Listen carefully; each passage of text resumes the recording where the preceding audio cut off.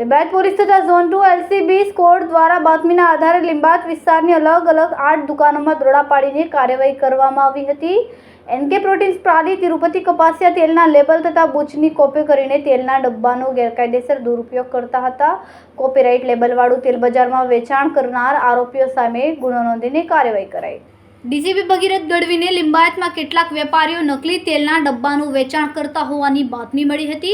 DCPએ આ અંગે Limbayat police inspector SB Padheriya અને તેમની ટીમને આ અંગે કાર્યવાહી કરવા સૂચના આપી હતી. છેતરપિંડી કરનાર વિરુદ્ધ કાર્યવાહી કરવા NK પ્રોટીન્સ પ્રાલી રૂપેશ વોરા તથા ઝોન 2ના SCB સ્કોડના પોલીસના સ્ટાફ માણસો, સર્વેલન્સ સ્ટાફના PSI GV દિહોરાએ તેમની ટીમ સાથે લિંબાયત વિસ્તારમાં તપાસ કરી આ દરોડા કાર્યવાહીનો વિડીયો પણ બનાવી લેવાયો હતો. લિંબાયત વિસ્તારમાં અલગ અલગ 8 કિરાણા સ્ટોર્સની દુકાનોમાં રેડ કરાઈ હતી. NK પ્રોટીન્સ પ્રાલી તિરુપતિ કપાસિયા તેલના કુલ 54 ડબ્બા ઉપર લેબલ તથા બુચની કોપી નકલી લેબલવાળું તેલ બજારમાં વેચાણ થતું હોવાનો ખુલાસો થયો. પોલીસે ગેરકાયદેસર ડુપ્લિકેટ માર્કવાળું ભેળસેળિયું તેલ વેચનારાઓ વિરુદ્ધ કોપીરાઇટ એક્ટ મુજબ કાયદેસરની કાર્યવાહી હાથ ધરી. સુરતથી સુનિલ પાટીલ સાથે ભાવેશ પાટીલ, ગુજરાત સમ્રાટ ન્યૂઝ. સાહેબ, આપનું નામ? મારું નામ રૂપેશ વોરા છે. હું સુરત એડિબલ ઓઇલ એસોસિએશનનો પ્રેસિડેન્ટ છું.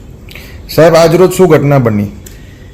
આજરોજ અમને એવી માહિતી ગઈકાલે મળી કે લિંબાયત વિસ્તારની અંદર મોટા પ્રમાણમાં ખાદ્ય તેલોમાં એડલ્ટ્રેશન થઈ રહ્યું છે અને ડુપ્લિકેશન એનું થઈ રહ્યું છે અને એની અંદર અયોગ્ય તેલો લોકો દ્વારા વેચાણ કરવામાં આવી રહ્યું છે અને એની થોડી ડિટેલ મળી.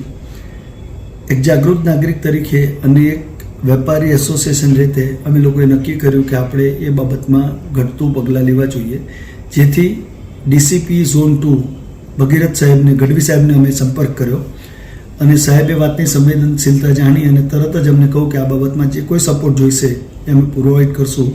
અમે આજ સવારને એમની પાસે પોલીસ માંગી તો એમણે પોલીસ આપી.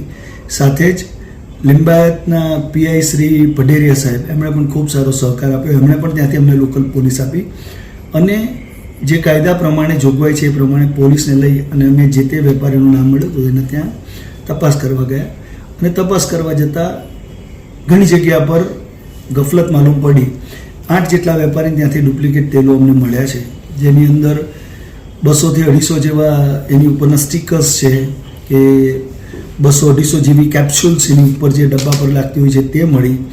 લગભગ 50 થી 60 ડુપ્લિકેટ ડબ્બા પણ મળ્યા છે, જે લિંબાયત પોલીસ સ્ટેશનમાં પોલીસે પોતાના કબજામાં લઈ અને આગળની